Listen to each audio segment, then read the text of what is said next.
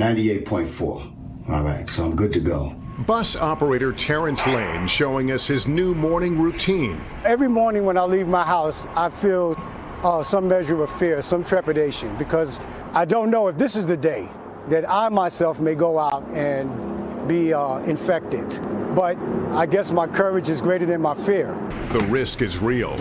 At least 68 of his fellow employees at New York City's MTA have died from COVID-19. In order to make sure that the bus is adequately cleaned and sanitized, we bring our own wipes. Do you drive people who you are pretty sure are sick? Absolutely. There are people that are coughing, sneezing. We are driving sick people to their destination and driving them to hospitals and to seek medical attention.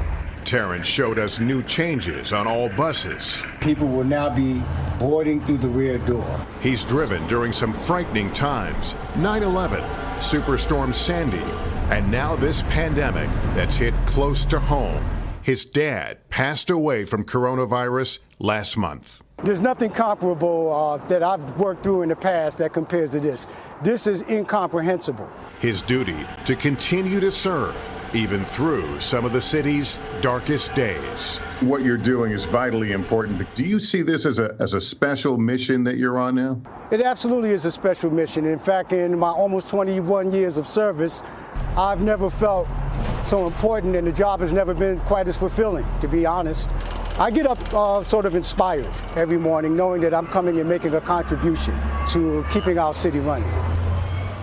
So critical, especially in so many New York neighborhoods where few people own cars. Hey, NBC News fans, thanks for checking out our YouTube channel. Subscribe by clicking on that button down here, and click on any of the videos over here to watch the latest interviews, show highlights, and digital exclusives. Thanks for watching.